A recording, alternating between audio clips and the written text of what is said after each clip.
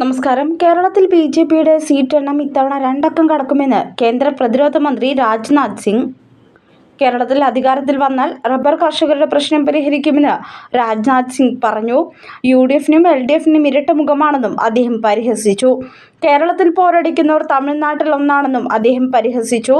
മോദിയുടെ പ്രവർത്തന ഫലമായി ലോകരാജ്യങ്ങളിലെ ഏറ്റവും മികച്ച 5 രാജ്യങ്ങളിലൊന്നായി ഭാരതത്തെ മാറ്റി. 2047 ആകുമ്പോൾ ഭാരതം 1-ാം സ്ഥാനത്താകും. കേരളത്തെ ഒരു വിനോദസഞ്ചാര ഹബ്ബാക്കി മാറ്റണമെന്നാണ് BJP ആലോചിക്കുന്നത്. ആദിവാസി മേഖലകളിൽ ഹോം സ്റ്റേകൾ ഉണ്ടാക്കും. മത്സ്യത്തൊഴിലാളികളുടെ വേതനം വർദ്ധിപ്പിക്കും. ഞങ്ങളുടെ വാക്കുകളും പ്രവർത്തികളും തമ്മിൽ അന്തരമില്ല. 2014 ജമ്മു കാശ്മീരിലെ 370 വകുപ്പ് എടുത്തുകളയുമെന്ന് പറഞ്ഞു. അത് ചെയ്തു കാണിച്ചു. രാമക്ഷേത്രം പണിയുമെന്ന് പറഞ്ഞതുപോലെ അത് പണിതു. BJP സർക്കാർ CAA കൊണ്ടുവരുമെന്ന് പറഞ്ഞു. അത് ചെയ്തു കാണിച്ചു. ഇത് ആരുടെ പൗരത്വം നഷ്ടപ്പെടുത്തില്ല.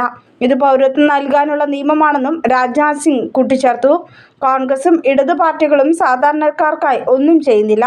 ഒറ്റത്തവണ അവരെ കേരളത്തിൽ നിന്നും പുറത്താക്കിയാൽ പിന്നീട് ഒരിക്കലും അവർ തിരിച്ചു വരില്ലെന്ന് ഞാൻ ഉറപ്പു പറയുന്നുവെന്നും രാജ്നാഥ് സിംഗ് കൂട്ടിച്ചേർത്തു.